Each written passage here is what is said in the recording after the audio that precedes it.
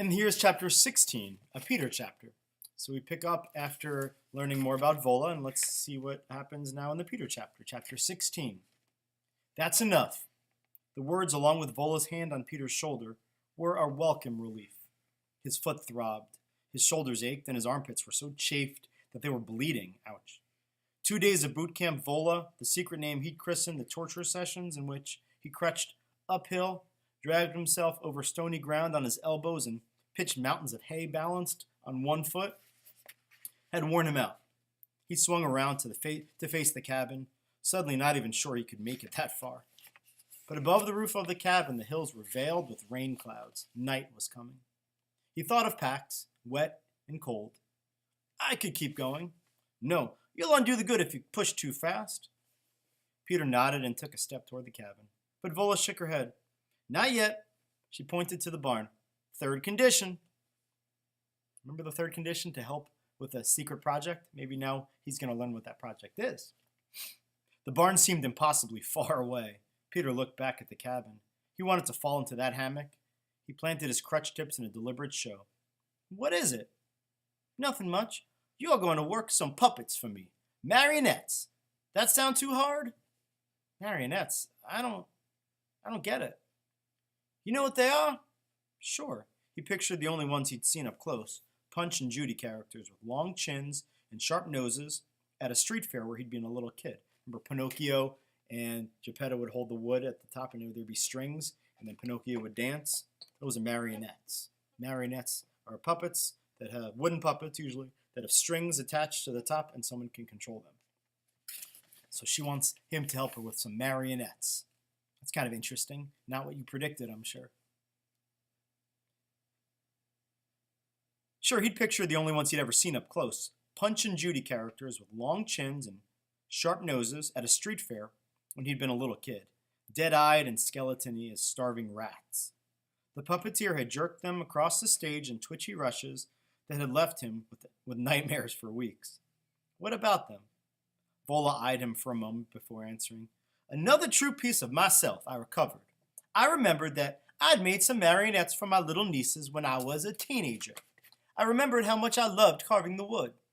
She pulled 2 scarves from her overalls and handed them over with a sigh. Wrap those hand grips. You're still hanging off the crutches. Take the weight on your palms, child. Spread it to your arms, even when you are just standing there. Vola's unexpected kindnesses undid Peter.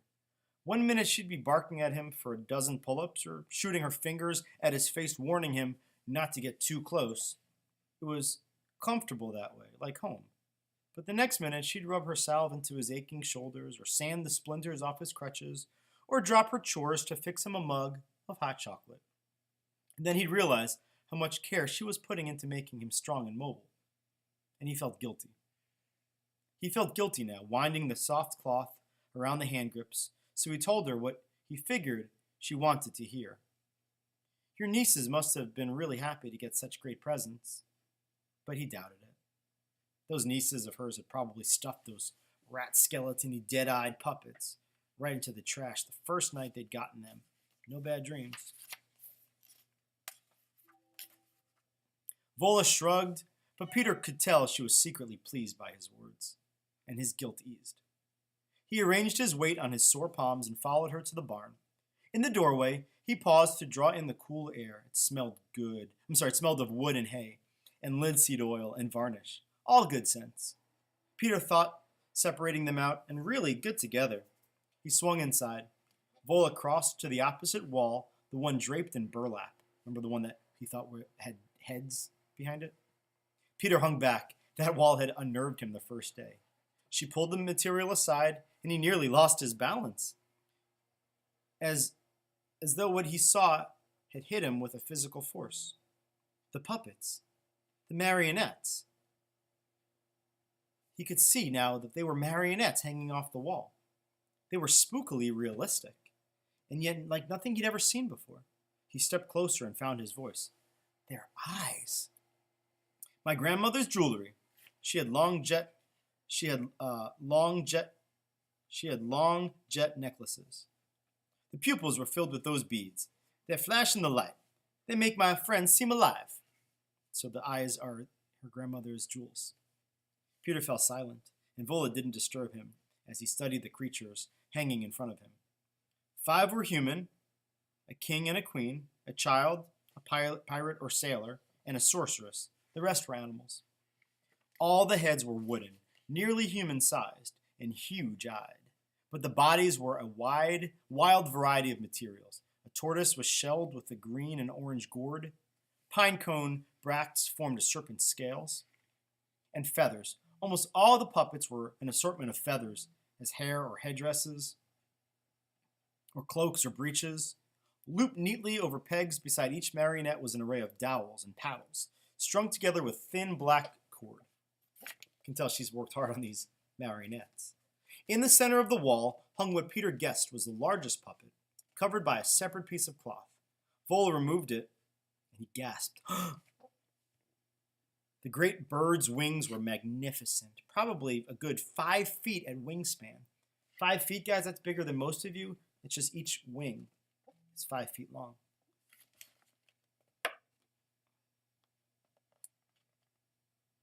I lost my spot. Hundreds of dark feathers gracefully overlapped each other in perfect rows, the tips painted red as if it licked with fire. Vola lifted it from its perch and carried it over to Peter. Most of the others are head and shoulder puppets, but this one needs to fly. I jointed him at the elbow. When he soars, you can almost feel the wind. Go ahead, you can touch him. Peter reached out. His fingertips stroked a sleek, feathered shoulder. With the sharp wooden beak painted bright gold. The bird's eyes glittered huge and black. He dropped his hands. So what do I have to do with this? Vola motioned to the hay bales. May as well sit down. I'm going to begin at the beginning. Peter sank onto a bale of hay, grateful for the rest. He watched as Vola hung the great bird back up. She pulled a small book from a niche in the wall, then came and sat beside Peter with it cradled in her hands. I killed someone. She looked up. Peter wasn't quick enough to cover his shock. She heaved a sigh, thick with disgust. No matter what Diableman lines they feed you about learning trades and reaching your potential, you're there to kill people. Kill or be killed. That's the contract in war. That wasn't true. His father, for example. You won't be fighting, right? Peter had pressed. His father had laughed and said no, he'd just be pretty much doing what he did as a civilian, laying wires. Peter didn't bother correcting Vola, though, because the look on her face was so wrecked. You killed someone? I probably killed a lot of people, or at least contributed to their deaths. But this one I saw. After, I had to search his body. We were trained to look for weapons, anything we could use. I dropped to my knees. I had to touch him, looking for those weapons. I remember being so shocked at the feel of him. I was a medic, but still I half expected him to be plastic, not real. The way they taught us to think of the enemy in our training. But of course he was warm. It was cold out, and he was giving off warmth, as if his life was steaming out of him, and I was touching him without his permission. I had murdered him, but what bothered me was that he had lost the right to say yes or no about what happened to him. You probably think that's crazy, don't you? Peter's mouth had gone dry.